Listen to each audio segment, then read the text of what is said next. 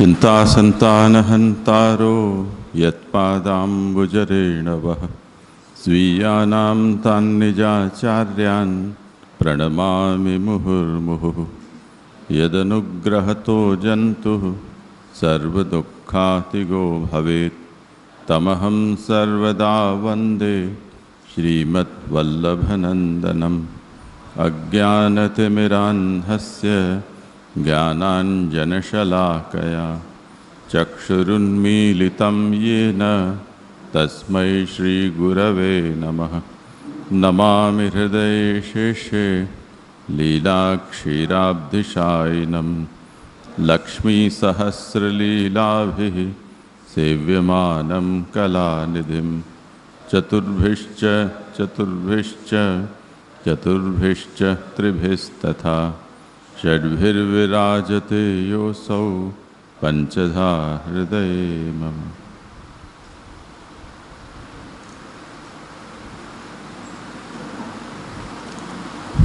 आज एक विशिष्ट दिन है। श्री श्याम दादा के पितृचरण श्री दीक्षित काका जी का आज प्राकट्योत्सव है।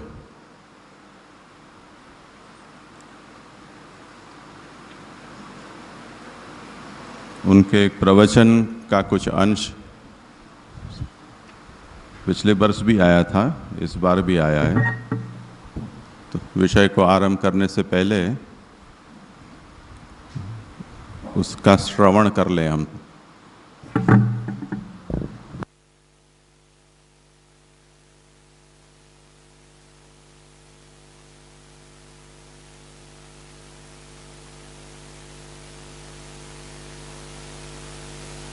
कितनी दुखद घटना है।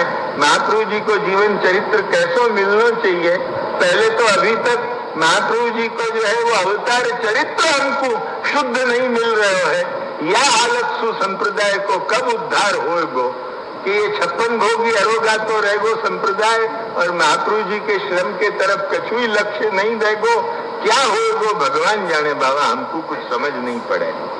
ये हालत है संप्रदाय की। अभी तक बड़ी लानत और बड़ी लज्जा की बात है कि हमारे आचार्य को हम अवतार चरित्र भी शुद्ध दुनिया को नहीं दे सके हैं, जबकि जो है वो आज क्राइस्ट को और मोहम्मद को कितनों शुद्ध दुनिया को जो है वो मुसलमान और क्रिश्चियन दे हैं।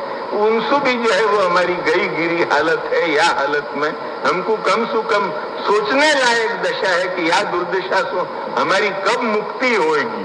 हमको तो यही हालत है। हम केवल मात्र इतना ही देखे हैं कि हमारा जो है वो एक अमुक व्यवसाय चलते रहे या के सिवाय कुछ भी हमको आगे की जो है वो होश नहीं। यह हालत सु कब हटेगो, और ये तभी हटेगो कि जब इन ग्रंथन के ऊपर लक्ष्य दियो जाएगो, इन ग्रंथन के मर्म को समझो जाएगो। जब तक ग्रंथन को मर्म नहीं समझो जाएगो तब तक ये कभी भी नहीं हटने वाला। ये जो है वो हम साफ साफ बात जो है।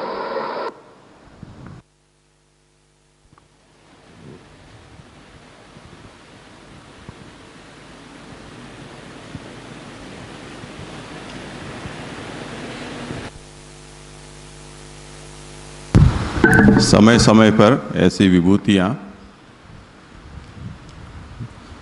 भगवत प्रेरणा से ही प्रकट होती हैं और हम सब सोते हैं उनको जगाती रहती हैं। जैसे आचार्य चरणों के इन ग्रंथों का मर्म समझने के लिए हमें श्री पुरुषोत्तम जी आदि, लालू भट्ट जी, श्री कल्याण राय जी, इसी तरह गट्टू लाला जी, ये सब विद्वज्जन अगर हमें दृष्टि न दें तो महाप्रभु के गूढ़ाशय को समझ पाना हमारे लिए कठिन हो जाता है। संस्कृतज्ञ नहीं है ऐसे लोगों को महाप्रभु के अभिप्राय को समझाने के लिए, जैसे आप लोगों के पास उपलब्ध है, कोटा घर के मुखिया जी गोकुलदास सांचोरा, उन्होंने ब्रजभाषा में इस साहित्य को उपलब्ध करा दिया। तो समय समय पर जिसे जो दृष्टि मिली, जिसे जो आवश्यक लगा, वो प्रदान उन्होंने किया है संप्रदाय को। हम सब लोगों को भी हमारे पूर्वजों का उपकार स्मरण हमें रखना चाहिए, और उन्होंने हमारे लिए जो कुछ भी दिया है तो हम भी अपने आगे आने वाली पीढ़ी के लिए कुछ योगदान करते हुए यहाँ से पधारे हैं। इस दृष्टि से हमें भी सोचता रहना चाहिए, जागृत रहना चाहिए। सांप्रदायिक इतिहास आचार्य चरणों का प्रामाणिक उपलब्ध नहीं है, उसका रंज दीक्षित काका जी प्रकट कर रहे हैं। प्रयत्न तो बहुत लोगों ने किया है सांप्रदायिक इतिहास लिखने का, पर जिसमें आचार्य चरणों की प्रतिभा उन्होंने जो प्रदान किया है उसके अनुरूप वो प्रतिभा विश्व फलक पर उभर कर आए, ऐसा प्रयत्न नहीं हुआ है। इसलिए ये कार्य अभी भी अपूर्ण ही है। महाप्रभु के ऊपर फिल्में बन गई, कई चित्रकथाएं बन गईं, इतिहास के नाम पर कई चरित्रों की पुस्तकें प्रकट हो गई, सचित्र भी प्रकट हुई, पर वो दमदार प्रस्तुति नहीं है। जैसे आप लोगों ने कभी शंकराचार्य की संस्कृत की मूवी देखी हो, नहीं देखी हो तो देखना। तो शंकराचार्य की संस्कृत में मूवी कई सालों पहले, मैंने तो करीब 30-35 साल या 40 साल पहले देखी थी, पर उस समय भी वो इतनी प्रभावशाली थी कि हम अभिभूत हो जाएं।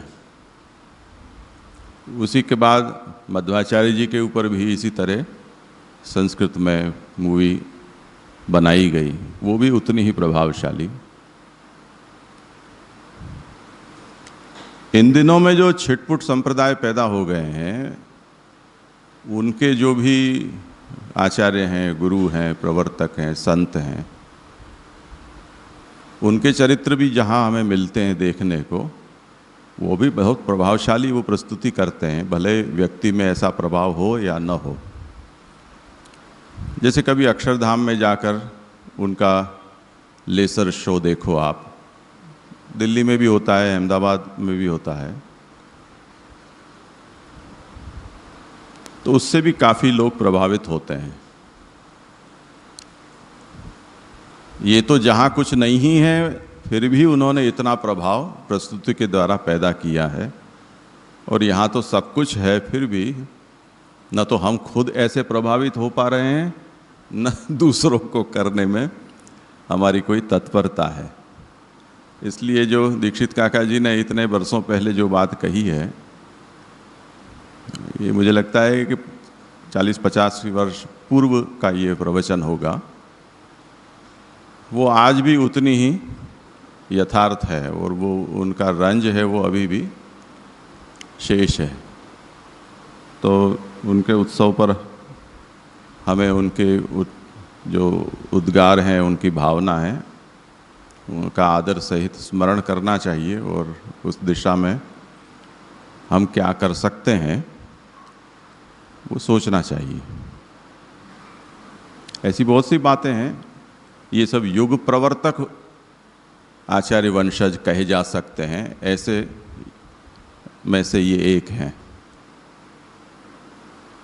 तो आज उनका प्राकट्योत्सव है, उस पर उनको नमन करते हैं। आप कुछ कहना चाहते थे? मैं तो ये कह रहा था कि इसको हम और सुनना चाहते हैं एक बार और, भले या तो ग्रुप में डालने या हाँ, आपको भेज देंगे, या आपके द्वारा सबको हो जाए एक बार। हाँ, भेज देंगे, आपको भेज देंगे। अब कल जो विषय स्मृति प्रकरण के अंतर्गत विचाराधीन था, उस विषय में किसी को कुछ कहना हो, क्या कुछ पूछना हो तो? हाँ उमंग, हाँ आप बोलिए। जय जय, दंडवत प्रणाम। ये विषय जो हम पूछने वाले हैं, इसमें ये थोड़ा हम लोग आगे थोड़ा उससे निकल गए हैं, लेकिन जैसे आपने समझाया है तो उसके हिसाब से एक शंका हो रही थी।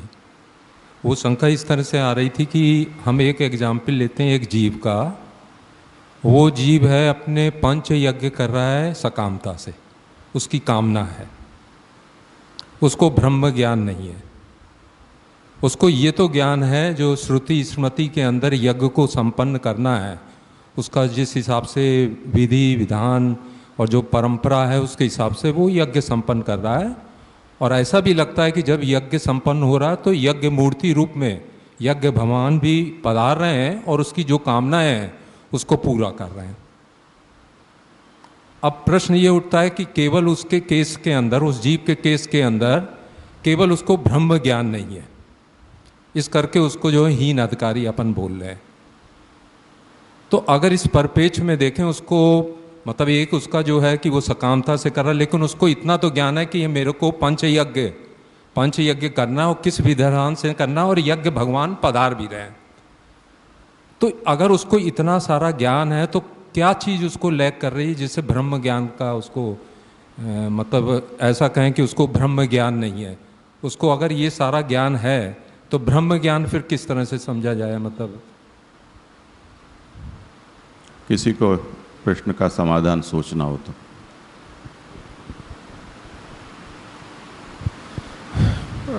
जी, पहले इन्होंने जो उदाहरण दिया है कि वो सकामता से कर रहा है और उसको ब्रह्म ज्ञान नहीं है, जो वहाँ पे तो उसको स्वर्गलोक,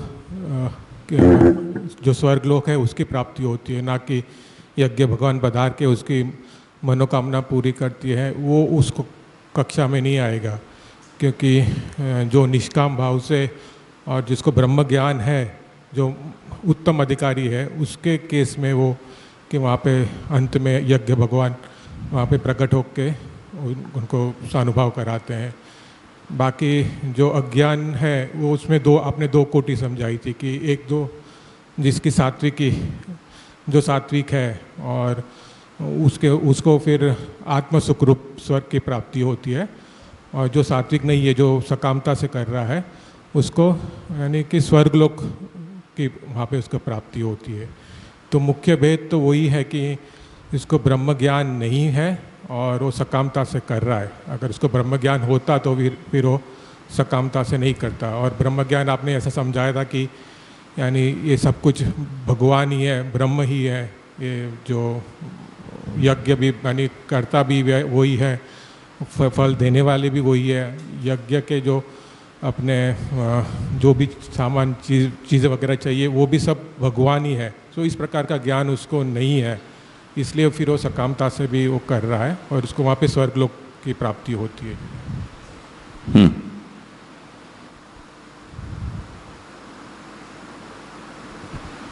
आपने जो निरूपण किया है वो फल दृष्टि से तो बिल्कुल ठीक है कि फल के हिसाब से जो वो हीन अधिकारी है, और आपने जिस तरह से पूरा विवरण दिया तो उसके हिसाब से फल दृष्टि से तो बिल्कुल ठीक है।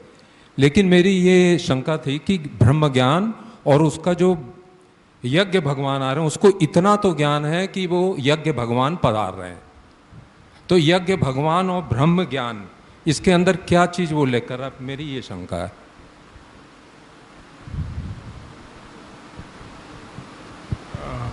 जी, यज्ञ भगवान पधार रहे हैं वो तो मुझे नहीं मालूम, क्योंकि उसका ये यज्ञ संपूर्ण होता है और वो निष्कामता से कर रहा है, तभी तो वहाँ पे फिर यज्ञ भगवान का आविर्भाव होगा वहाँ पे। तो अगर सकामता से कर रहा है तो फिर जैसे कि उसको फिर स्वर्गलोक की प्राप्ति होगी, वहाँ पे फिर यज्ञ भगवान तो नहीं पधारेंगे यज्ञ संपूर्ण होने के बाद। एक तो वो है, वो मेन तो वही है कि उसको ब्रह्म ज्ञान नहीं है। और हाँ बताओ।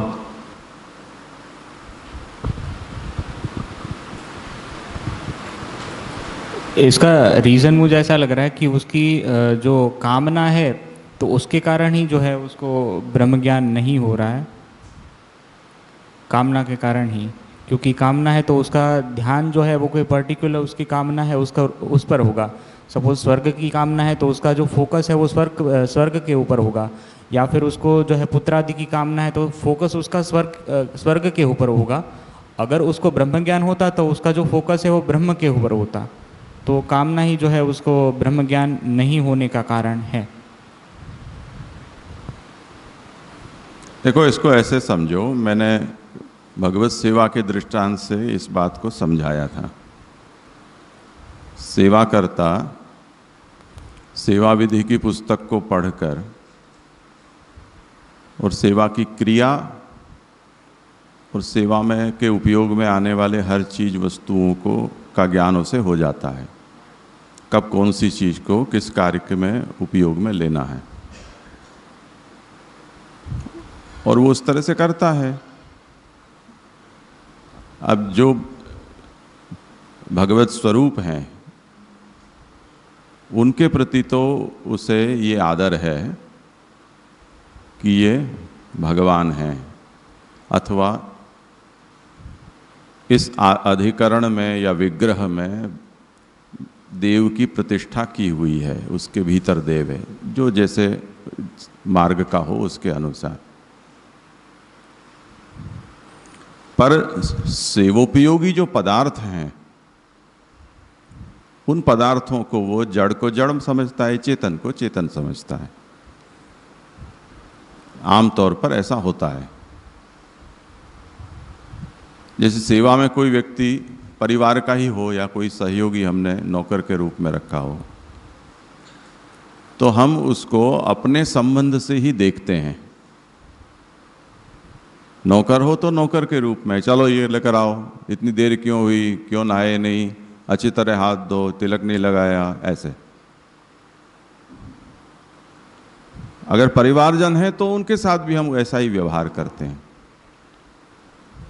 इसी तरह जो भी सेवोपयोगी पदार्थ होते हैं उनका जो भी भौतिक रूप है, उस भौतिक रूप के अनुरूप ही हम उनके साथ व्यवहार करते हैं। लोहे की हो या चांदी की हो, यानी धातु का हो, कोई काष्ठ की हो, कोई फूल शाक अनाज हो या दूध इत्यादि तरल पदार्थ हो, ये उनका सबका भौतिक रूप है और उसी रूप में हम उनके साथ व्यवहार करते हैं। जैसे कहीं धूल चढ़ गई तो हमने झाड़ू से उसको साफ कर दिया, कपड़े से उसको फटकार दिया, गरम जल से उबलते हुए धो दिया, कहीं जरूरत पड़ी तो पीतल का ब्रश मार दिया, खटाई का उपयोग कर दिया, ऐसे। तो ये जो जैसे भौतिक पदार्थ जो रूप में हमारे सामने है उनकी शुद्धि जैसे होती हो लोक में, उसी तरह हम सेवोपयोगी पदार्थों के बारे में भी करते ही हैं। पर मैंने ये दृष्टांत दिया कि जो पदार्थ एक बार प्रभु के कार्य में आ गया,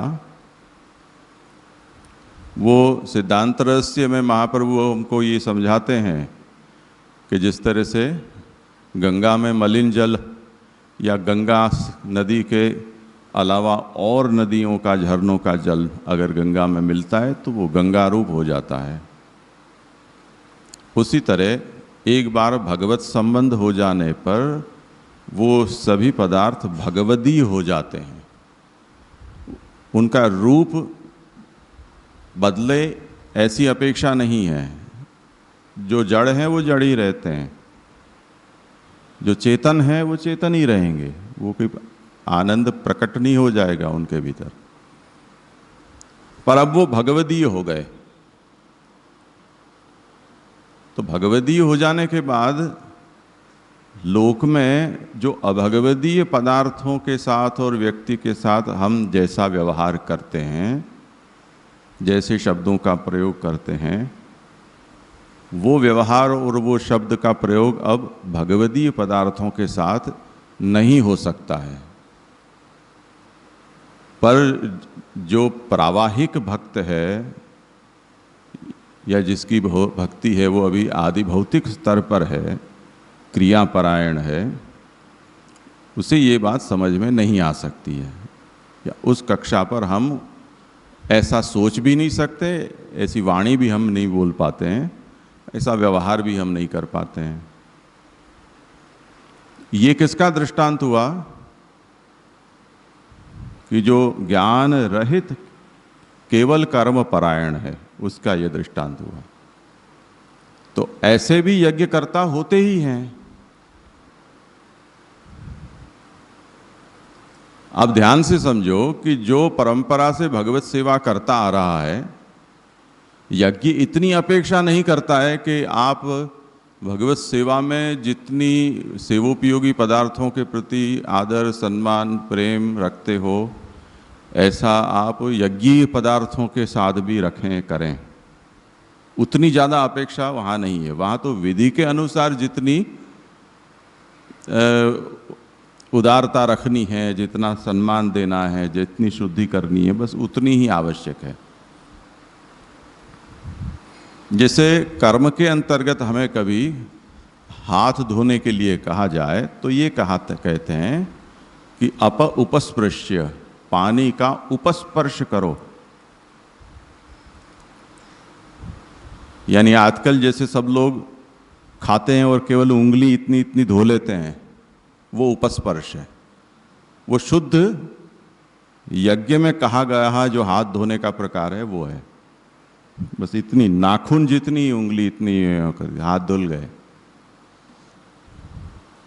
मुंह पे ऐसे कुछ कागज घुमा दिया तो मुख शुद्धि हो गई। तो यज्ञ में यही है, द्विप परिमृज्य, बस ऐसे अंगूठा थोड़ा सा गीला करो, ऐसे घुमा दो, ये द्विप परिमृज्य है। उपस्पृश्य है, वो आचमनी में जो जल आता है कितना आता है, जीभ भी पूरी हमारी गीली नहीं हो सकती है, उतना लेकर इस दाएं हाथ से लो, बाएं हाथ पर डालो और उसको यूं यूं कर दो, बस हो गया उपस्पृश्य। तो उतनी ही शुद्धि आवश्यक है। अब अगर कोई मर्यादी पुष्टि मार्गी संध्या करने बैठा और उससे ये कहा जाएगा कि द्विप परिमृज्य, तो वो पूरा हाथ में इतना अंजलि भर के, अर्घ्य में जितना देना है उससे भी ज़्यादा जल लेकर पूरा मुंह ऐसे करेगा। हाथ धोएगा तो लोटा पूरा उल्टा करके और यहाँ तक, कितना यहाँ धोना तक चाहिए। वो वजू करने के लिए मुसलमान बैठेगा तो यहाँ तक धो डालेगा। सबकी अपनी अपनी वासना है। तो कर्म इतनी अपेक्षा नहीं रखता है, पर जिसे उस कर्म में उपयोग में आने वाले पदार्थ का ऐसा महात्म्य स्फुरित हुआ कि ये तो साक्षात यज्ञ नारायण है, क्योंकि अनुभव हो चाहे न हो, यज्ञो वै विष्णु, ऐसा वेद स्वयं कहता है। और भगवान स्वयं कहते हैं, जैसे कल मैंने भगवद गीता का वचन आपको सुनाया था, अहम क्रतु अहम यज्ञ स्वदाहम अहम औषधम। तो वो सभी कुछ मैं ही हूँ। तब तो अब उसकी दृष्टि बदल गई। मैं ये नहीं कहता हूँ कि कर्म करने वाले गीता के इस श्लोक को जानते नहीं होंगे, जानते होंगे, बोलते भी होंगे, पाठ भी करते होंगे, तो वो स्पंदन उनके अंदर जागता नहीं है। उन यज्ञीय पदार्थों को देखकर या जो यज्ञ की अग्नि को प्रज्वलित देखकर कि ये नारायण मेरे लिए प्रकट हुए हैं, ये यज्ञ मूर्ति हैं, ऐसा स्पंदन भी तो जागृत होना चाहिए।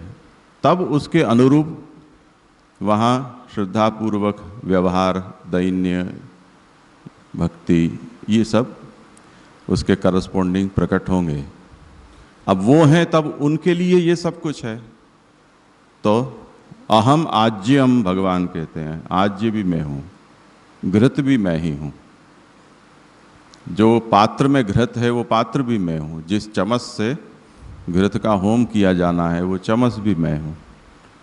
तब तो हर पदार्थ के प्रति ऐसा आदर प्रकट हो जाएगा ना। तो वो सबको नहीं हो पाता है। तो ज्ञान का मतलब केवल ऐसा नहीं है कि हमने उसे पढ़ लिया और उसकी जानकारी, इन्फॉर्मेशन, ये वो ज्ञान नहीं है। इन्फॉर्मेशन तो कई बातों की होती है, पर ज्ञान का मतलब ये है कि तदनुरूप मन में स्पंदन, भावनाएं प्रकट हों उसके अनुसार वाणी व्यवहार भी हो और तदनुरूप क्रिया भी वो प्रकट करने के लिए हमें अंदर से प्रेरित करे। न कर पाए तो अपराध बोध भी जगाए, वो ज्ञान है। तो ऐसा ज्ञान जिसे है और उस ज्ञान पूर्वक जो पंचविध यज्ञों को निष्काम भाव से करता है, उसका यज्ञ आधिदैविक हो जाता है, तो आधिदैव प्रकट हो जाते हैं। ये मतलब हो, ये सभी जगह देखना है। कर्म मार्ग में भी यही बात है, ज्ञान मार्ग में भी यही बात है, और भक्ति मार्ग में भी यही बात है।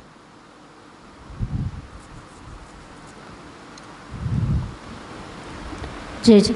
अभी हम बेट शंखोद्धार गए, वहाँ पर कुछ सेवा संबंधी विचार चल रहा था।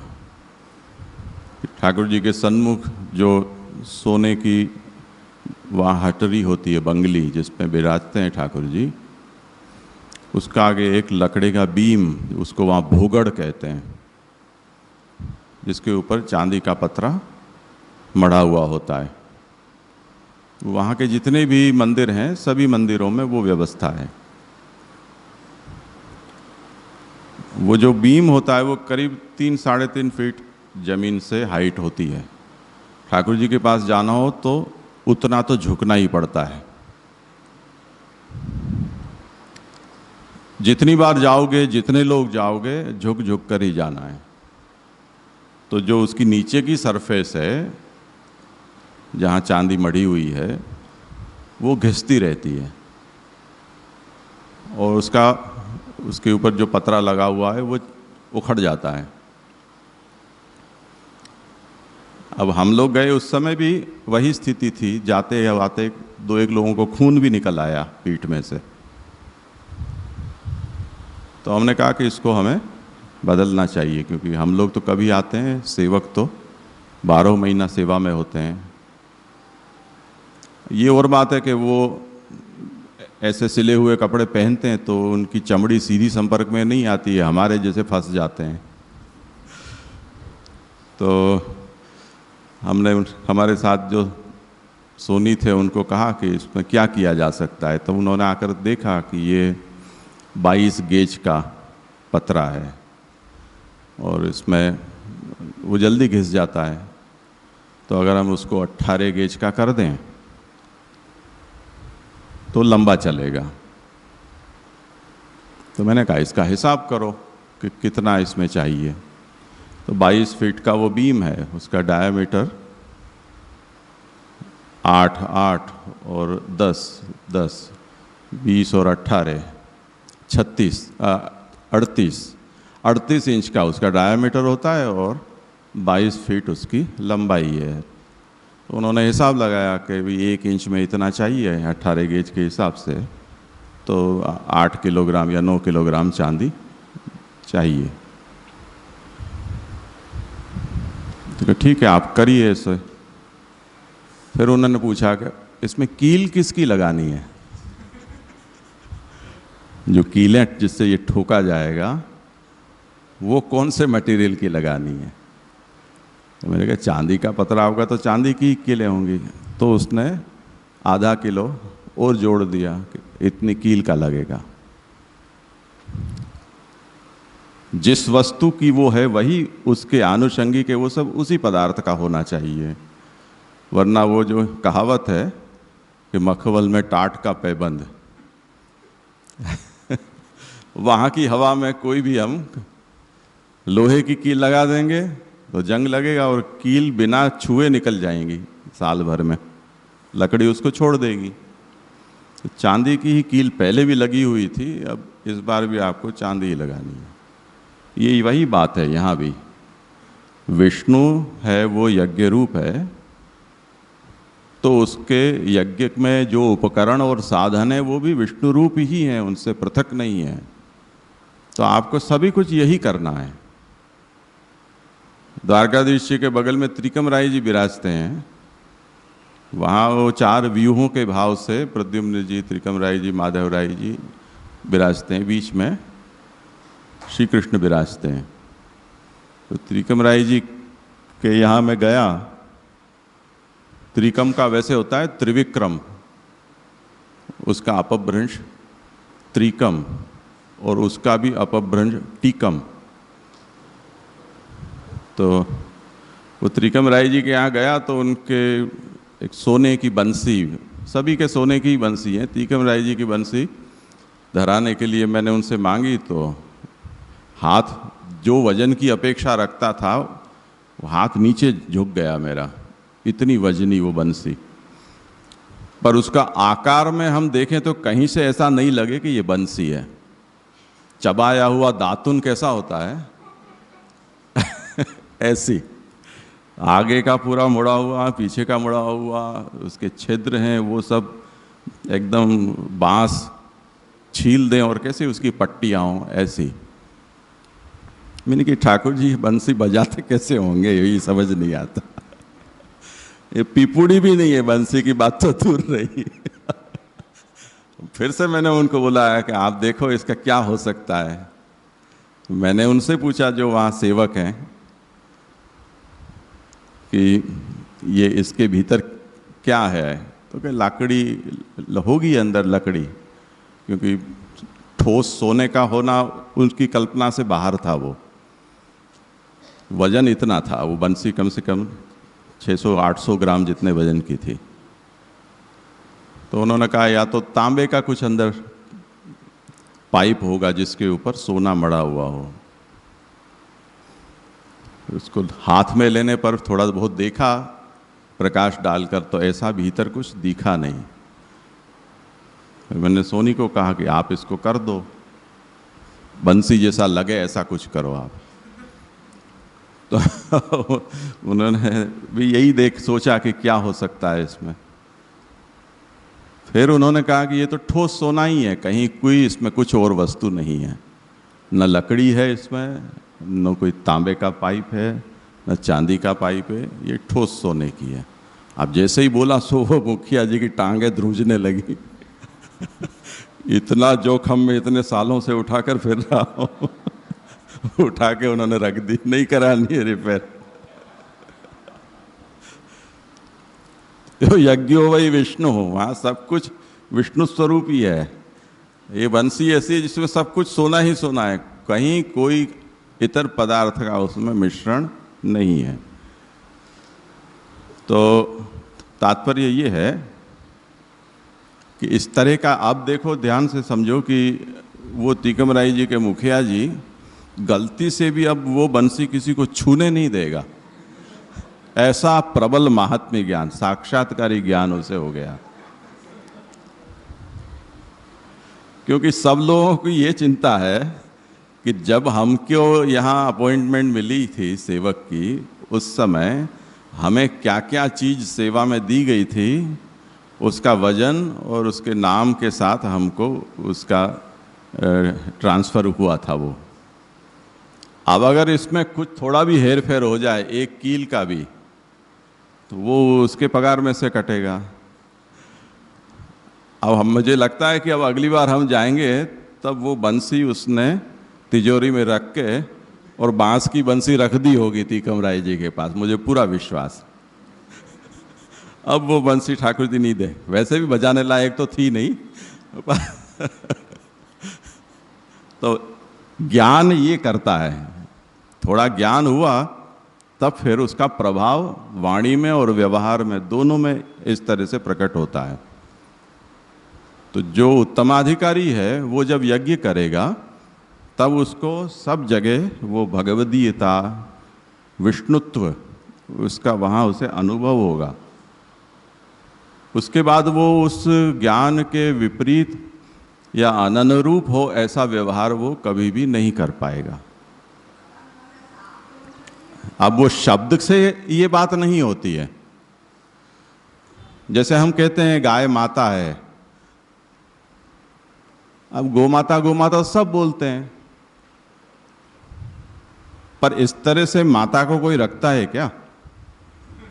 फिर सड़क पे आई, दरवाजे पे तो एक रोटी दे दी, जय माता की, ऐसी कोई माता को थोड़ी रखता है। अगर माता है तो माता के समान कुछ व्यवहार होना चाहिए। तो हमने वो शब्द तो सीख लिया है कि गाय माता है, पर वो महात्म्य कहाँ प्रकट हुआ हमारे भीतर, उसके अंतःकरण में उसके अनुरूप स्पंदन कहाँ हुए प्रकट, ऐसी वाणी और व्यवहार कहाँ प्रकट हुआ।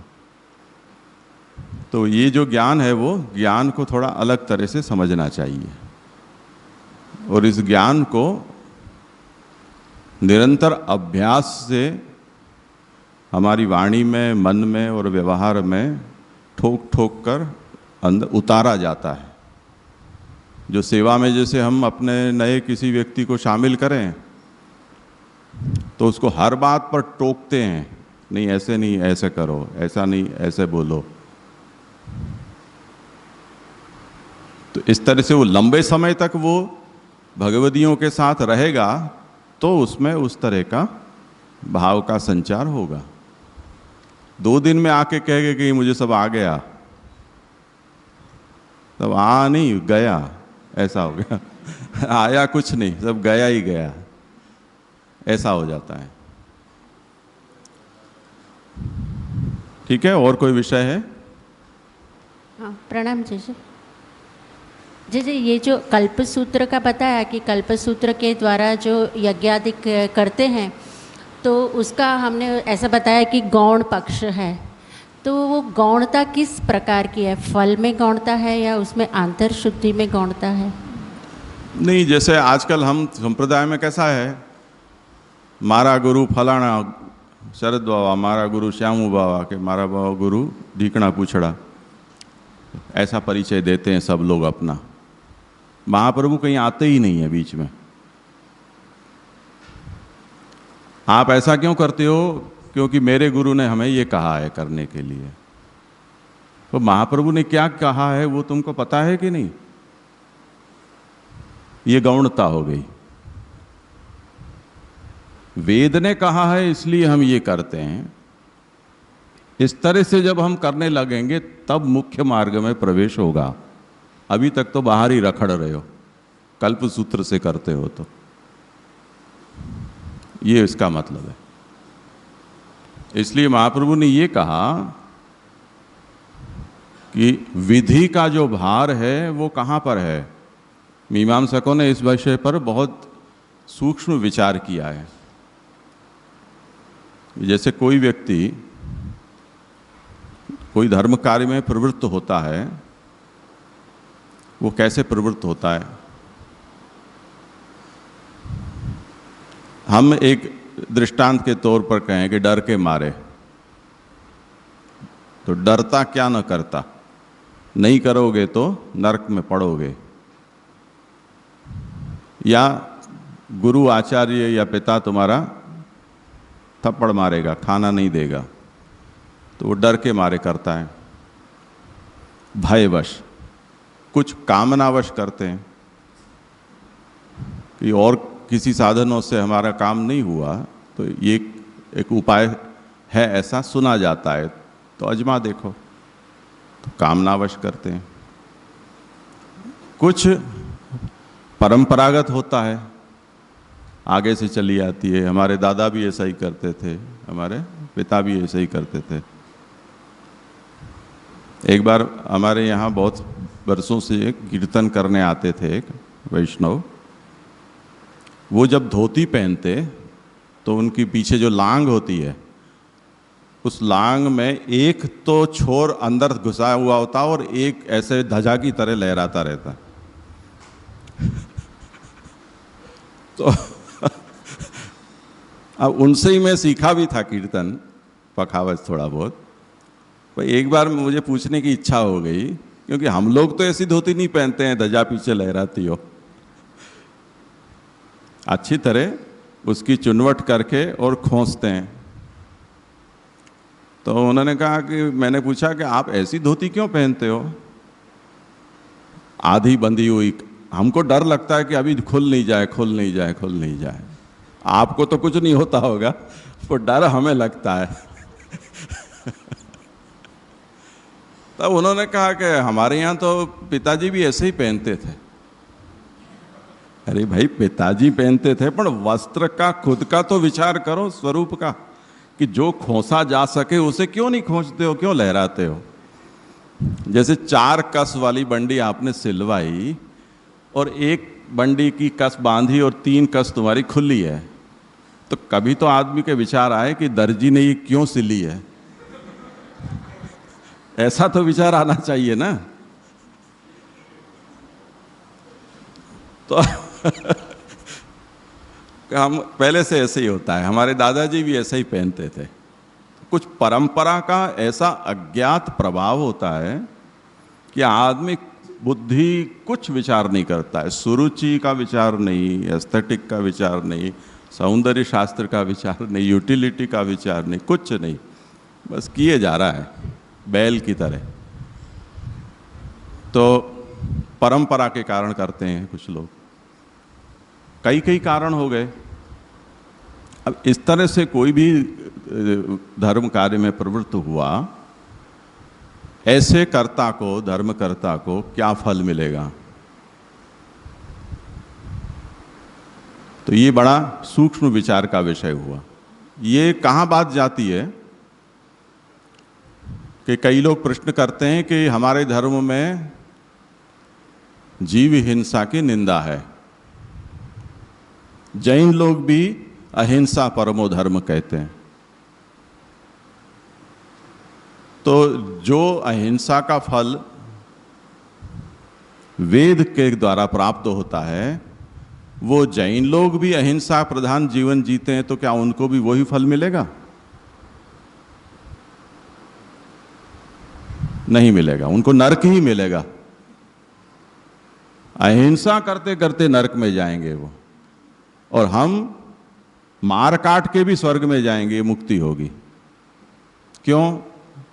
क्योंकि हम जो कुछ भी कर रहे हैं या जो जिससे हम निवृत्त हो रहे हैं वो वेदाज्ञा से हो रहे हैं, इसलिए वो प्रभाव पैदा होगा। तो इसी तरह हम जो कुछ भी कर्म करें उसमें हम वेद को बाईपास कर दें, और कल्पसूत्र ने क्योंकि कहा है इसलिए हम कर रहे हैं। वेद को आपने कभी देखा ही नहीं, वेद क्या है आप जानते नहीं हैं, वेद की आज्ञा से आप प्रवृत्त नहीं हो रहे हैं, तो वेदोक्त फल मिलेगा कैसे? ये रहस्य है इसमें। तो कल्पसूत्र से जो प्रवृत्त हो रहा है वो वैदिक नहीं है, वो कल्पसूत्री है, ऐसा कह सकते हैं। जैनों में अपने यहाँ जैसे वेद होते हैं, ऐसे उनके यहाँ कल्पसूत्र ही होते हैं मुख्य। तो वो कल्पसूत्र भी उनका प्रमुख शास्त्र है वेद जैसा। तो हम ये कह सकते हैं कि वो कल्पसूत्री हैं, जैनों जैसे हैं। पर वेद की आज्ञा है इसलिए मैं करता हूँ, महाप्रभु की आज्ञा है इसलिए मैं करता हूँ, तो वो मुख्य पक्ष है, वो मुख्य मार्ग में है। और चामू बाबा की आज्ञा है कि शरद बाबा की आज्ञा है कि फलाने की आज्ञा है इसलिए मैं कर रहा हूँ, तो वो मार्ग से गया, ये इसका मतलब है। आया ना समझ में? और दूसरा जैसे ये पूछना था कि अभी हम ऐसा बताते हैं कि वेद नष्ट प्राय हो गया है, पर जैसे आपने कल स्मृति के सारे धर्म बताए, तो वो सारे भी हम लोग तो फॉलो नहीं कर रहे हैं, गृहस्थ आश्रम के हो या जो कुछ भी है षोडश संस्कार के, तो वो श्रुति के सारे धर्म भी नष्ट प्राय ही हो गए हैं। तो फिर अभी अगर कोई धर्म करता है, हम तो महाप्रभु जी के मार्ग में हैं तो बराबर है, पर जो दूसरे हैं जो नहीं है, जो कुछ मर्यादा का मार्ग फॉलो करते हैं, तो फिर उनके लिए क्या कर्म रहे? वो जप करते हैं, ऐसा करते हैं, वो ही रहा। वो ये कहा ना, ये सब व्रत तीर्थादकम काम्यम नित्यवत बोध्यते क्वचित। अच्छा, और जो जप वगैरह करते हैं, गिन गिन के जप करते हैं, 1.25 लाख जप किया, ऐसा कुछ मर्यादा मार्ग में होता होगा, तो उसका भी फल होता है? मतलब गप लगाने में टाइम बिताया उसके बजाय कुछ आपने अच्छे शब्द बोले, इतना तो है ही फल। बाकी तो अब कौन सा मंत्र वो बोल रहे हैं, उसमें देश काल द्रव्यकर्ता मंत्र कर्म की शुद्धि है या नहीं, और मंत्र के अर्थ देवता प्रयोग वृत्त नियम इत्यादि उनका वो पालन करते हैं कि नहीं, और वो मंत्र का उच्चार करने की वर्णाश्रमा के अनुसार पात्रता उनमें है या नहीं, ये सब बातें सोचनी पड़ेगी। वो सब होगा तो शायद करे भी, नहीं हो तो नहीं हो। अनधिकार चेष्टा करें तो दोष भी हो जाए, लेने गई पूत खो आई खसम, ऐसा हो जाए। हाँ, अब उमंग को बोलने दो।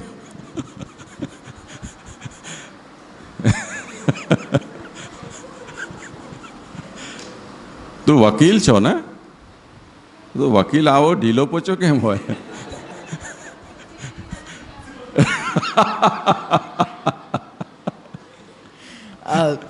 जे एक ये प्रश्न ऐसे था कि आगे जैसे स्टार्टिंग में स्मृति के प्रकरण में हमने ये समझा कि स्मृति जो है वो नित्यानुमेय मूलक है। अब उसके आगे जब भी जैसे यहाँ पे भी कह रहे हैं कि क्योंकि वेद को मनु आदि ऋषि ने योग बल सो अनुभव करी के वाही अनुभव को अपने बनाए मनुस्मृति आदि ग्रंथ में यदि वर्णन कियो होए तो उन ग्रंथन को स्मृति पन्नो नहीं बन सके है, अनुभव रूपता ही हो जाएगी। तो वहाँ पे ऐसे बता रहे कि सिर्फ अनुभव रूपता वो स्मृति पन्नो नहीं बना पाएगी, नित्यानुमेयता होनी चाहिए। तो आगे जाके जब हम थोड़ा माइक पास रखो, सॉरी, आगे जाके जब हम ये देखते हैं कि वहाँ निर्णय ऐसे दे रहे हैं, अतएव स्मृति नित्यानुमेय वेद मूलक ही है। और जब स्मृति के प्रकार आ रहे हैं तब हम आचार मूलक भी देख रहे हैं, जैसे व्रत तीर्थ आदि पुराण मूलक है, तब इनको स्मृतिपनो कैसे संभव हो सके, जो प्रश्न उठा रहे हैं। तो वहाँ कह रहे हैं क्योंकि पुराण देखी के ये स्मृति नहीं बनाई है किंतु पूर्वकल्प के सदाचार स्मरण करी के बनाई है, तासो व्रत तीर्थ आदि प्रतिपादिक स्मृति आचार मूलक है। तो जो आगे भी बताया है, जैसे एक कैटेगरी नित्यानुमेय वेद मूलक है, एक आचार मूलक है, तो ये जो दो कैटेगरीज अलग अलग बढ़ गई। और स्टार्टिंग में जैसे बताया कि स्मृति नित्यानुमेय वेद मूलक ही है, तो वो दोनों समझ में नहीं आ रहा था कि नहीं, ये ऐसा कहाँ कहा? स्मृति प्रकरण तुम शुरू से हो यहाँ? हाँ, तो 33वीं कारिका देखो।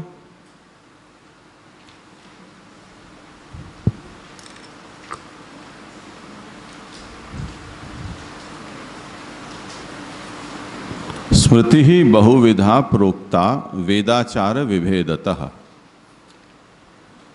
ऋषीणाम पूर्वचरित स्मरणम स्मृति रुच्यते।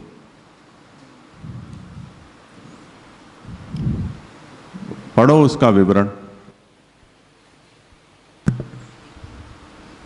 माइक में।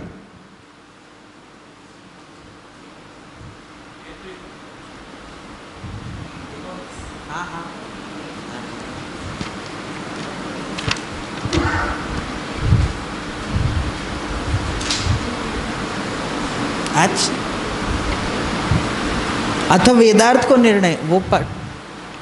एवं वेदम निर्णीय हाँ, स्मृति निर्णयम आह स्मृतिर बहुविधा प्रोक्ता वेदाचार विभेदतः।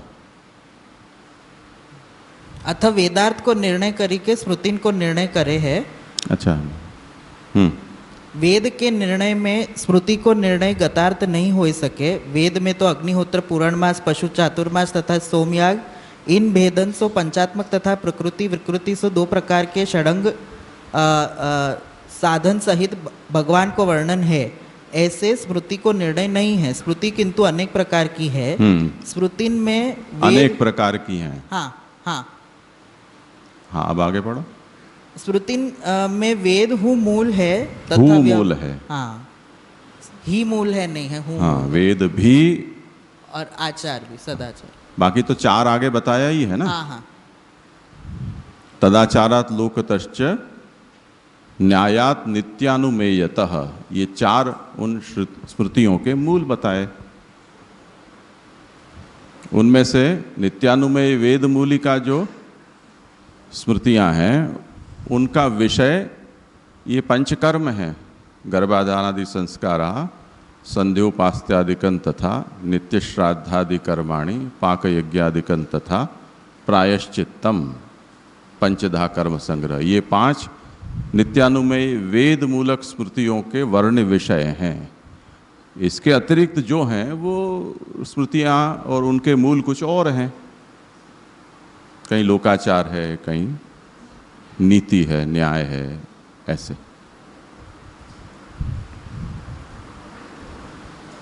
ठीक है।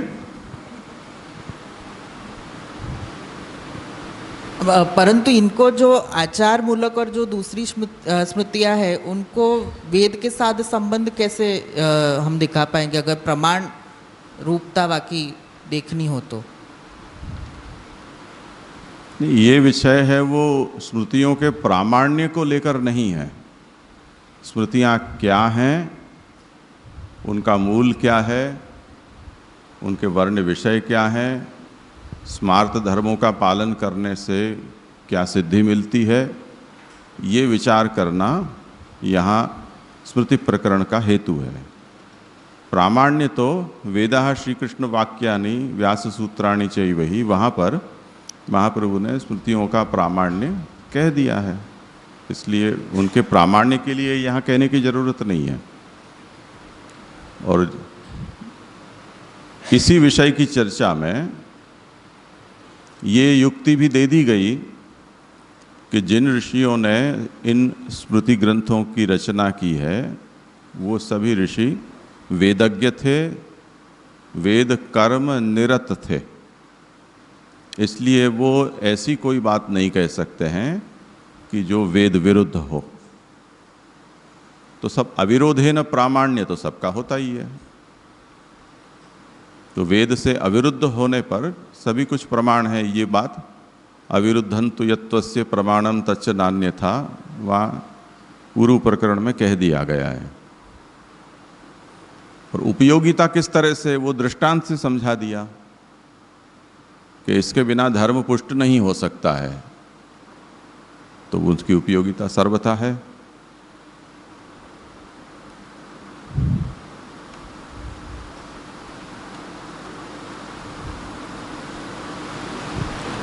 और किसी को कुछ है? हाँ जी। यहाँ पर नित्यानुमेय जो है उसके वर्णन के विषय जो आपने 5 अभी बताए, वो फिर जो आचार है तो उसका हम यहाँ पे व्रत तीर्थादिक वाली जो कारिका है वो हम बोल सकते हैं कि वो आचार के विषय में निर्णय बताता है। कौन सी कारिका? 38 नंबर। व्रत तीर्थादिकम काम्यम नित्यवत बोध।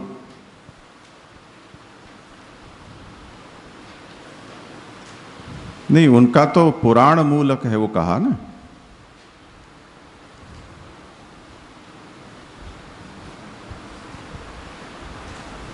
तो आचार का फिर 39 के अंदर आएगा।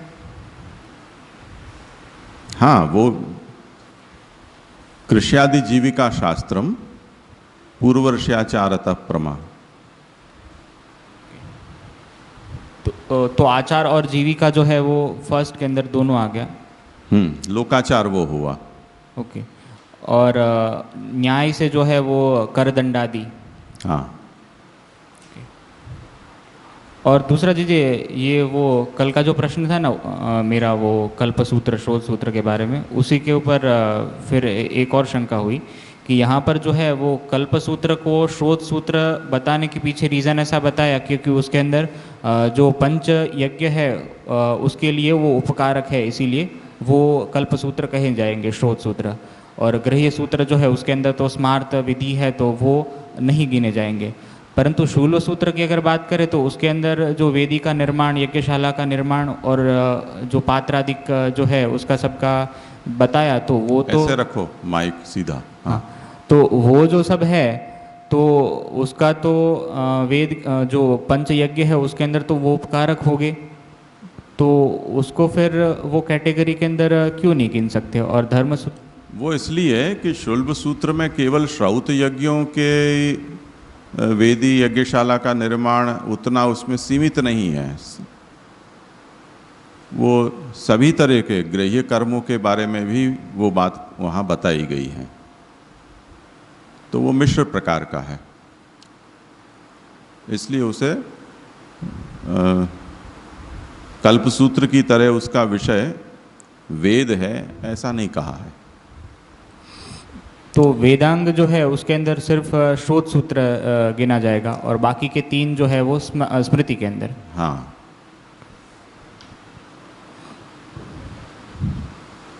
જે આજે કલ્પસૂત્રની જે વાત થઈ એમાં એવું આવ્યું કે કલ્પसूत्र જે છે એ उसको अर्थ है वो वैदिक है और जो स्वर और जो ऋषि प्रणीत है तो उसके लिए वो स्मार्त है, लेकिन उसकी जो प्रमाण व्यवस्था फिर कैसे रखे होगी, क्योंकि जो प्रमाण व्यवस्था है तो वो श्रौत में की तरह वैदिक की तरह प्रमाण रहेगा उसका या स्मार्त की तरह रहेगा।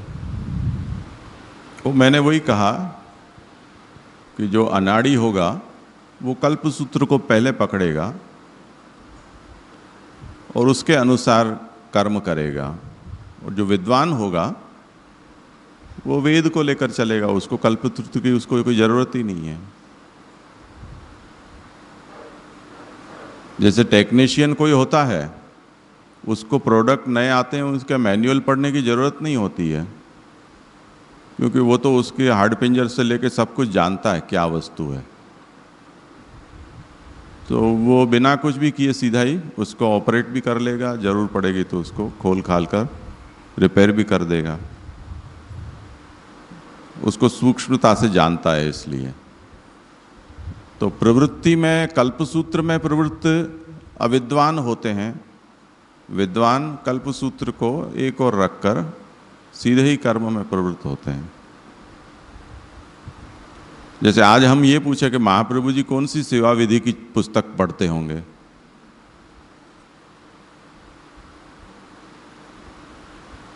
तो उनको उसकी आवश्यकता ही नहीं है, वो जो करते हैं वो ही विधि बन गई, ये उसका मतलब है। यानी जो कल्पसूत्र है जो वो स्मार्त में नहीं वो गिने जाएंगे, ऐसा समझना। वो स्मार्त ही हैं, हाँ। स्मृति में ही उनकी गणना है, इसीलिए तो ये स्मृति प्रकरण में उसकी चर्चा की है जी। तो उसकी सब्जेक्ट मैटर श्रौत है। फल भी श्रौत के जैसे ही मिल रहे हैं, जो कल्पसूत्र से जो भी कर्म हो रहे हैं तो फल भी वैसे ही मिल रहे हैं, लेकिन गणना उसकी स्मार्त में हो रही है।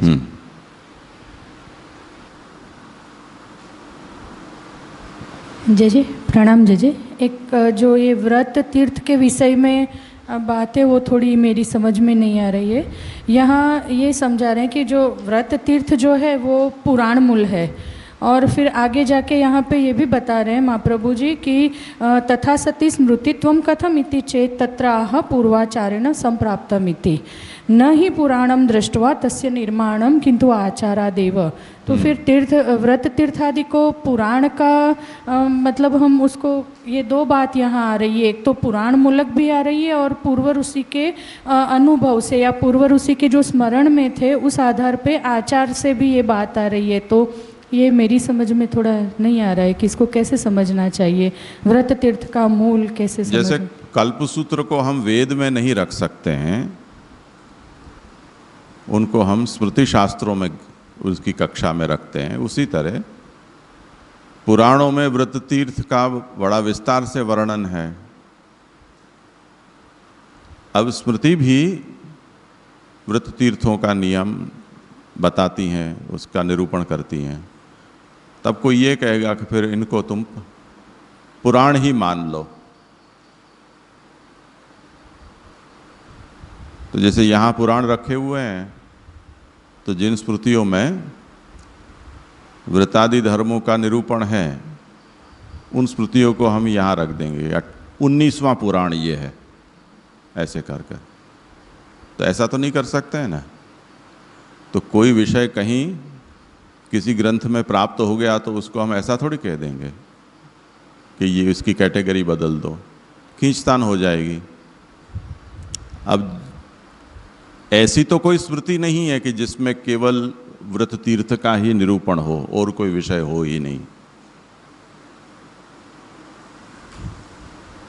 तो शौच, सदाचार, संस्कार, इन सब बातों के साथ साथ ये बात भी उनमें कही गई होती है व्रत तीर्थों की। तो जो धर्मशास्त्र की कैटेगरी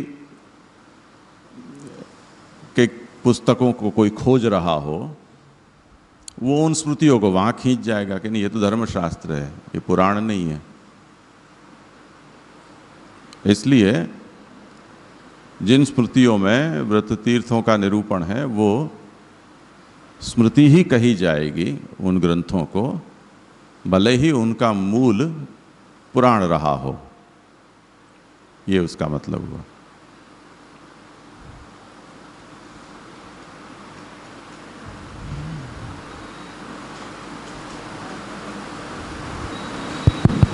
दोनों जे तो ये जैसे श्रुति हो गई, स्मृति हो गई, तो पुराण को कैटेगरी वाइज अलग लेना है कि स्मृति में ही या इतिहास में गिनना है?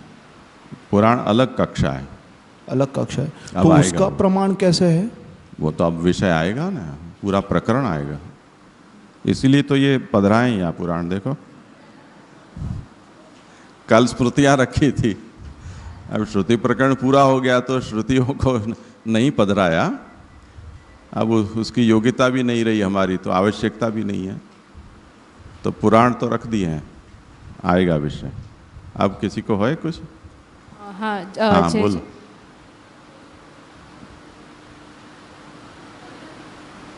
आपस में तय कर लो कौन बोलेगा।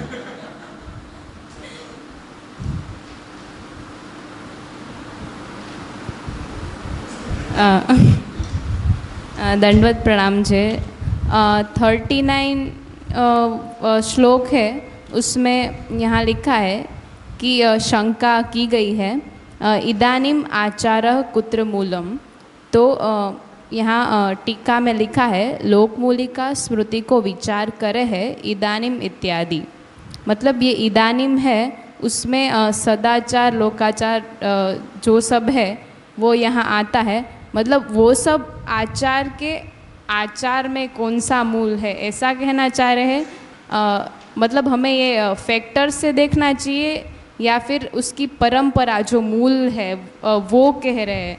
मूल का दो अर्थ होता है, तो यहाँ कैसे कहा गया है वो समझ नहीं आ रहा, थोड़ा प्रकाश डालें।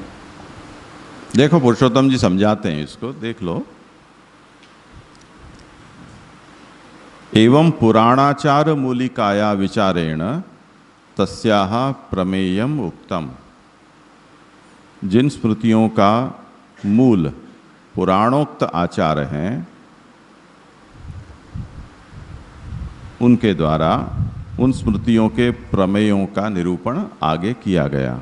व्रत तीर्थादिकम काम्यम पूर्वाचारेण संप्राप्तम पुराणम मूलमस्य ही। यहाँ पर ये पहले जो हुई वो बात कही। अब लोक मूलिकाम विचारयन्ति, जिन स्मृतियों का मूल लोकाचार है उसका विचार अब किया जा रहा है। इसलिए इदानीम, इस तरह से इदानीम आचारः ऐसे करके महाप्रभु ने नए विषय का आरंभ किया। तो अब यहाँ जो विचार हुआ है वो लोकाचार मूल, जिन स्मृतियों का मूल है उन स्मृतियों के और उनमें जो विषय का निरूपण है उसका विचार किया जा रहा है। तो यहाँ लोक मूलिका इत्यादि नहीं है, सिर्फ लोकाचार का ही मूल है, ऐसा समझे?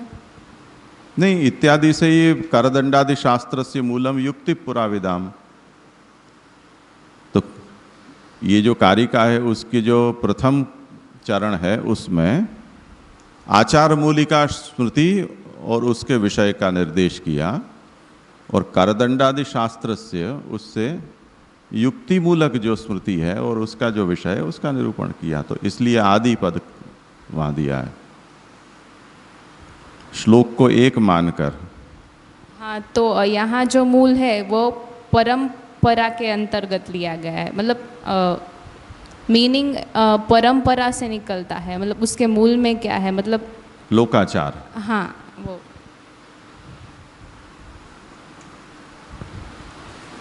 जैसे लोकाचार का मैं दृष्टांत देता हूँ। अभी एक उपनयन के प्रसंग में मुझे जाना हुआ। बिहार के वो लोग थे, तो उन्होंने विधि कराई। तो जब 4 बटुकों को उपनयन संस्कार हो गया और जब हम भिक्षा देने के लिए गए तो उनको शिखा नहीं थी, पूरा मुंडन करा दिया। तो मैंने कि ये ऐसा विपरीत तो मैंने पहली बार देखा, क्योंकि बिना शिखा के तो मंत्राधिकार प्राप्त ही नहीं होता है। वो तो मुसलमान माना जाता है अपने यहाँ, जिसके माथे पर शिखा न हो। तो ये आपने ऐसा विचित्र कैसे किया? क्योंकि हमारे यहाँ तो ऐसे ही चला रहा है। तो मैंने कहा शिखा कब उगेगी? तो अब 4 दिन तक इनको जो आप लोगों ने भिक्षा दी है, वो भिक्षा से वो लोग 4 दिन बिताएंगे। फिर 4थे दिन वापस उनका मुंडन होगा, तब उनकी शिखा रखी जाएगी। मैंने कहा ये तो उल्टा हो गया। जो चूड़ाकरण संस्कार होता है बचपन में हो जाता है, वो उपनयन के बाद चूड़ाकरण, ये तो औंधा हो गया ना मामला। तो ऐसा कैसे हो सकता है? तो नहीं, हमारे यहाँ तो ऐसे ही होता है। ये लोकाचार हो गया।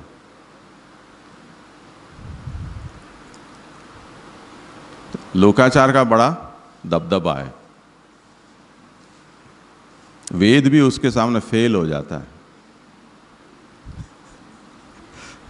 हमारे यहाँ इन अचिंत्य बाबा का जब उपनयन संस्कार हुआ तो जो कर्म कराने वाले आए, उनसे मैंने कहा कि जो अनावश्यक विधि हैं उन विधियों को छोड़ के मुख्य मुख्य विधि आप करना।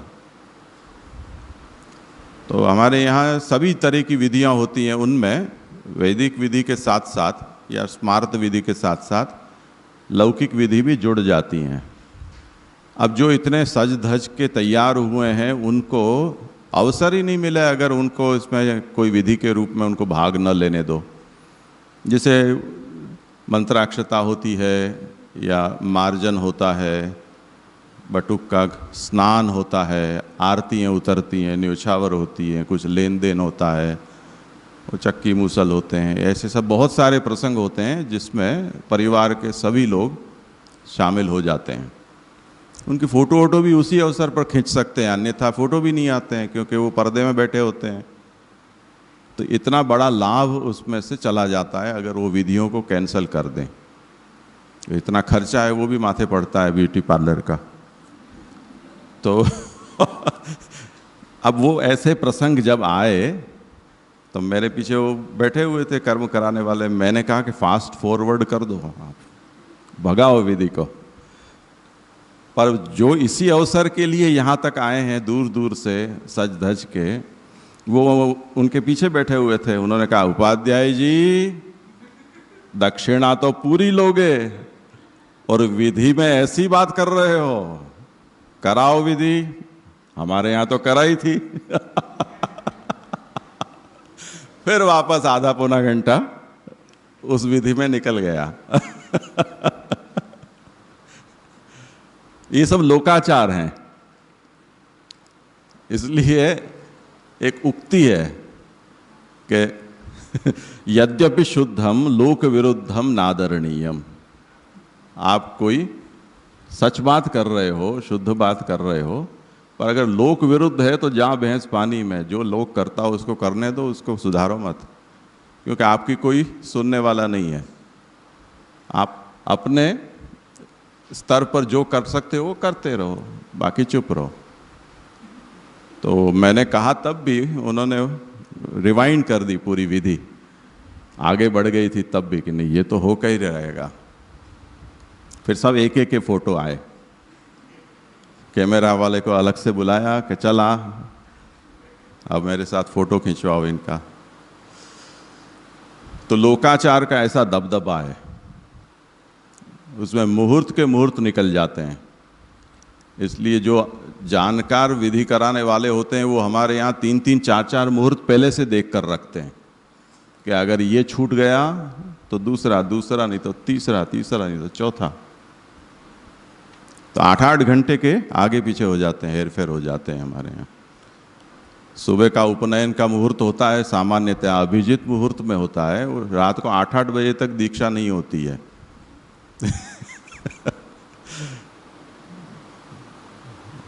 लोकाचार का है ऐसा। तो ये कृषि आदि जीविका शास्त्रम पूर्वाचार्यतः प्रमा, ये पूर्वाचार से चले आ रहे हैं। और इसमें लोक का इसलिए कि शास्त्र के अनुसार जीविका हर बार चलती नहीं है। आज हम जिस प्रदेश में रहते हैं वहाँ तो अभी खेती की ज़मीन है, समशीतोष्ण यहाँ की आबोहवा है, इतनी ऋतुएं हैं। मानो कि आप अरबस्तान में चले गए, खेती कहाँ करोगे? बरसात ही नहीं है वहाँ, तो खेती हो ही नहीं पाएगी।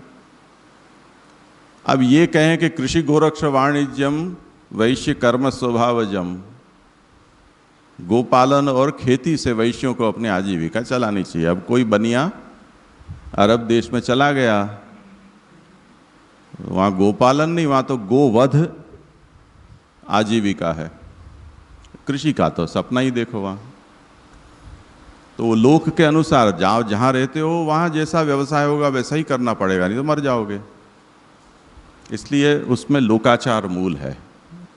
अगर वेद कह दो तो समस्या ये हो जाएगी कि आदमी को जीना संभव नहीं रहेगा।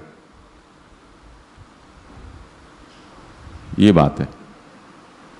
पर वो बात तो आगे के श्लोक आगे ही सब क्लियर कर दिया है कि विभिन्न देशों के न्यारे न्यारे जो होते हैं आचार होते हैं वो सब क्लियर कर दिया, तो वापस से ऐसी शंका क्यों कि उसके मूल में क्या है?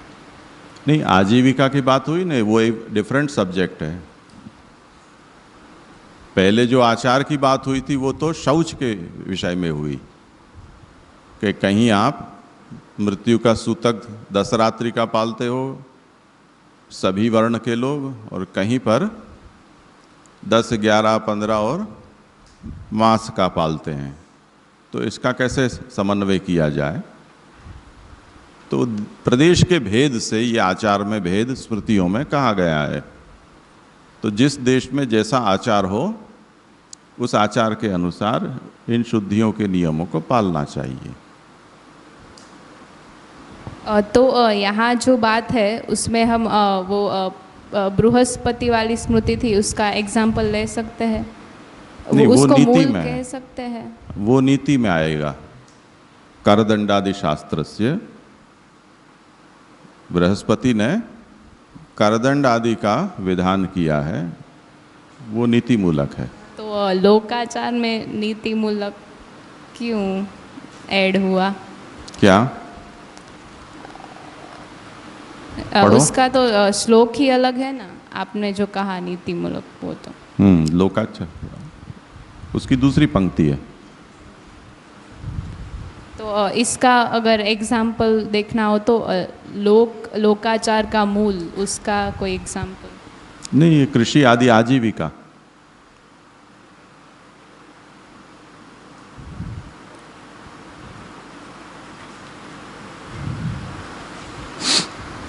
और कुछ है?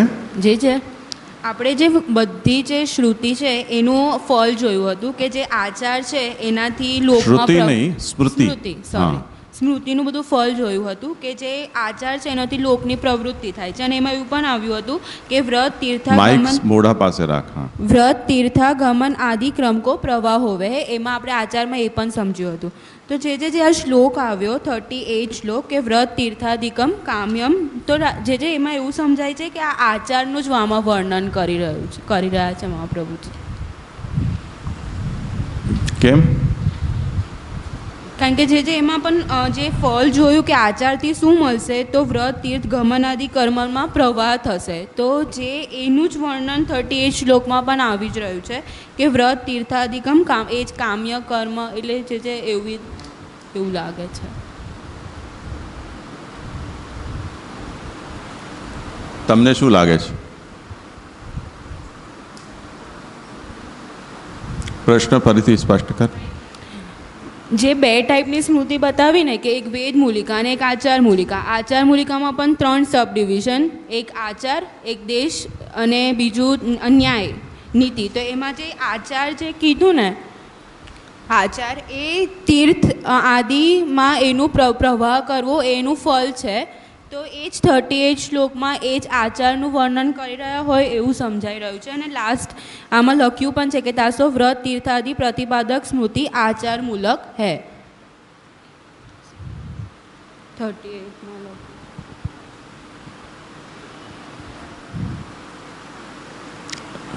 34મા શ્લોકનું વિવરણ વાંચ.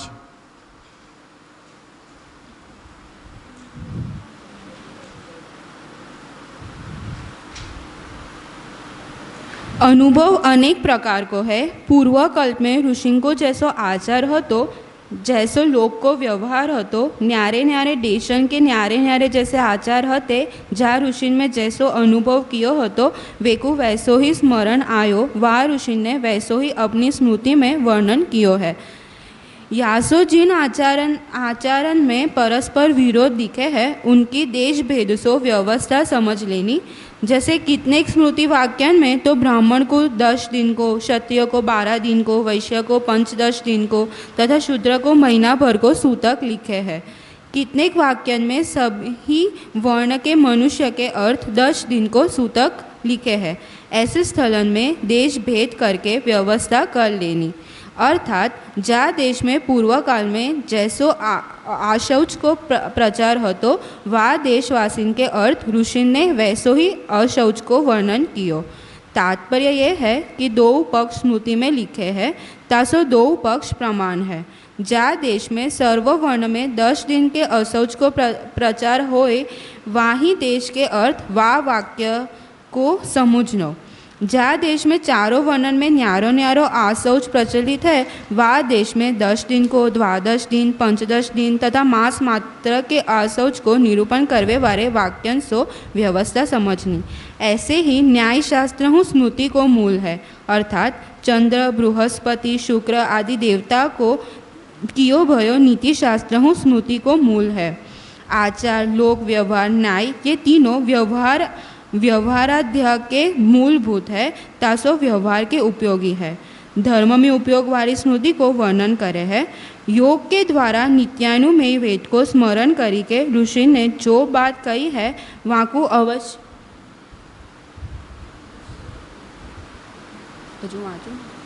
नहीं तारो विषय આવી જાય એટલું વાંચ, તને જેટલું ઉપયોગી હોય એટલું.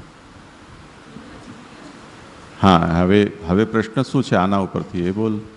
જે મને એવો પ્રશ્ન છે કે જે અહીંયા વેદ મૂલિકા જે કીધી એમાં ધર્મનું નિરૂપણ કીધું, એટલે એ વેદ એ નિત્યાનુમેય વેદમાં એનું વર્ણન છે. અને બીજી જે આચાર મૂલિકા છે એમાં પણ 3 જે કીધું સબ ટાઈપ છે કે આચાર, લોક વ્યવહાર ને ન્યાય, એમ આચાર મૂલિકામાં 3 સબ ડિવિઝન છે.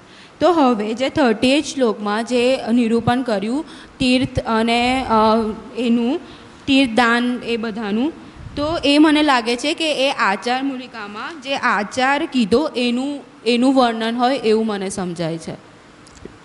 એ તો પુરાણ છે એમ કહ્યું ને, પણ એને સ્મૃતિમાં આપણે કાઉન્ટ કરીએ છીએ ને. જે નહીં, સ્મૃતિ જ છે પણ એનું મૂળ પુરાણ છે, આચાર નથી.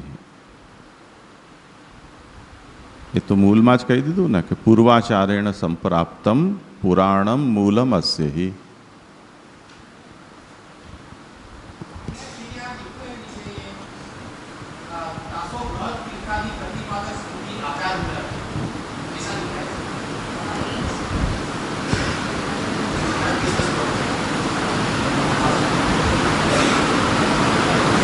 मतलब પૂર્વાચારેણ સંપ્રાપ્તમ, પૂર્વ આચારથી એ પ્રાપ્ત થયેલો છે. પૂર્વ આચારના મતલબ છે પૂર્વ ઋષિઓનો સદાચાર, પણ એનું મૂળ પુરાણ છે.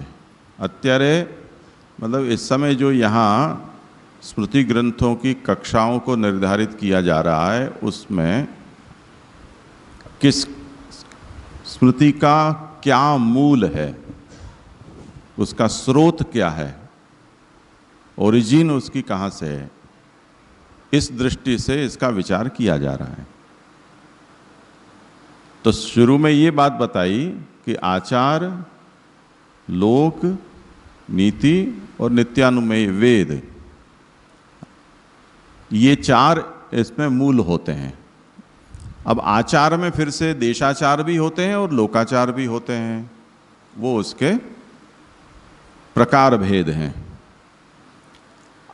उसमें ये बात आई कि नित्यानुमेय वेद का वर्णन करते हुए कि जो वैदिक जितने भी विधान होते हैं वो प्रायः नित्य होते हैं और वो विधान सर्वाधिकारक जैसे होते हैं, सभी को करने हो ऐसे। उस दृष्टि से व्रतोपवास और तीर्थाटन जहाँ जहाँ भी उनका वर्णन आता है वहाँ उसे भी वो नित्य कर्म जैसे कहे गए हैं, आवश्यक अनिवार्य कर्तव्य हो ऐसे कहे गए हैं। तब तो फिर उनका मूल भी हमें वेद मान लेना चाहिए। अब प्रत्यक्ष न मानो तो नित्यानुमेय वेद मान लो उनका मूल, क्योंकि उनको नित्यवत कहा गया है। उसका समाधान महाप्रभु ये कहते हैं कि सिद्धांत में उसे हम नित्यानुमेय वेद मूलक नहीं मानते हैं, वो पूर्व ऋषियों के आचार से प्राप्त हैं और उनका मूल पुराण है, तो वो पुराण मूलक हैं। तो वो सदाचार या आचार जो भी लिखा है वो उसका मतलब पूर्वाचारेण संप्राप्तम, उसका वो अनुवाद है, पर उसका मूल पुराण है। ये बात तो लिखी है कि नहीं लिखी है ना? क्या है, पढ़ो।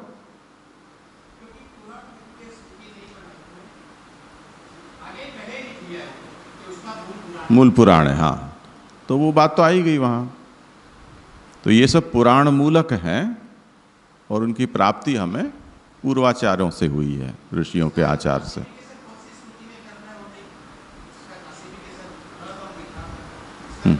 आचार मूलिका कहो ना, हाँ, क्योंकि जो पहले 4 कक्षा बताई हैं मूल के रूप में, उनमें पुराण को अलग से नहीं कहा है, तो मूल तो हमें आचार में ही खोजना है। वरना क्या होगा कि पुराण तो है ही, तो पुराण मूलिका स्मृति में भी वही विषय है, तो लोग पुराण से ही क्यों वो समाधान नहीं ले लेंगे, स्मृति को क्यों देखेंगे? ये चर्चा इसमें की गई है और उसका कारण ये है कि पुराणों के करते स्मृतियों की का प्रामाण्य है वो अधिक माना जाता है सदाचार के संबंध में। तो लोग या तो पुराण को छोड़ देंगे और स्मृतियों को ही देखेंगे, तो ऐसा उसका मतलब नहीं समझना चाहिए। तो उसका मतलब ये है कि उन पुराणों को देखकर किसी ने इन स्मृति ग्रंथों की रचना नहीं की है, पर पूर्व ऋषियों के आचार से ही वो हमें इस रूप में प्राप्त हुए हैं, ऐसे समझना चाहिए। अब रिजेम्बलेंस तो होते हैं कई जगह, कई बात के होते हैं। जैसे हमारे यहाँ हमको अंग्रेज लोग आए तब उन्होंने हमारे यहाँ के इतिहास पढ़े, पर उनको ये अहंकार था कि हमसे ज़्यादा सिविलाइज्ड और दुनिया में कोई प्रजा नहीं है। तो किसी न किसी तरह से लोगों ने हमारे यहाँ का ज्ञान प्राप्त कर लिया है और वो फिर अपने प्रदेश में उसका उपयोग किया है या उसके अनुसार व्यवहार करते हैं। तो जब उन्होंने हमारे पुराण पढ़े और पुराणों में जिस तरह से सर्ग विसर्ग इत्यादि पुराणों के लक्षण में कहे गए, उसके फॉर्मेट होते हैं, वो देखा, तो उन्होंने कहा कि ये तो बाइबल में से उठाई गई बातें हैं, क्योंकि वहाँ भी इसी तरह से ओरिजिनेशन और ये करके, और वहाँ बाइबल के पार्ट्स हैं ओल्ड टेस्टामेंट में, तो वहाँ भी सर्ग विसर्ग इसी तरह से बाइबल का फॉर्मेट बनता है। उन्होंने कहा हमारे यहाँ से उठा लिया है। फिर उन्होंने कृष्ण और क्राइस्ट को एक बता दिया, और जिस तरह से कृष्ण के जन्म की हमारे यहाँ भागवत में निरूपण आता है, उस तरह से यीशु ख्रिस्त के बारे में भी भविष्यवाणी हुई थी। वहाँ के राजा ने नवजात बच्चों को मार डालने के लिए आदेश दिया था, फिर उसकी माँ उसको छुपा कर कहीं लेकर गई थी, भटकती रही, फिर कहाँ उसको बड़ा किया। तो उन्होंने कहा कि बाइबल में जो क्राइस्ट का चरित्र है उसको देखकर और हिंदुस्तानियों ने अपने पुराण लिख दिए।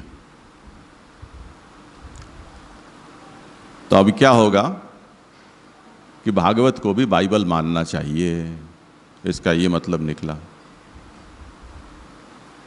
उस तरह से स्मृतियों में भी व्रत तीर्थ का निरूपण मिलता है, पुराणों में भी मिलता है। तो या तो पुराणों को स्मृति मान लो या स्मृति को पुराण मान लो।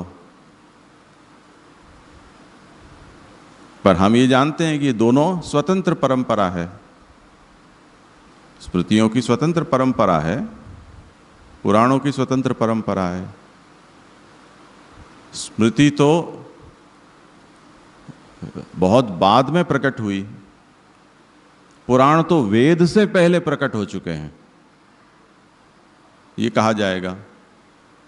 तो अगर पुराण वेद से पहले प्रकट हो चुके हैं तब तो उनकी परंपरा वेद से स्वतंत्र हुई कि नहीं हुई। तो ये सब धाराएं अलग अलग हैं, स्मृति अलग है, पुराण अलग हैं, आगम तंत्र अलग हैं, वेद अलग हैं। तो इनको एक दूसरे में मिश्रित नहीं कर देना चाहिए, और जो जिस कक्षा में है उसी के अनुसार उसकी प्रमाणता है, प्रामाण्य है या उसकी बलवत्ता है, उसका निर्धारण हमें करना चाहिए, ये उसका मतलब है।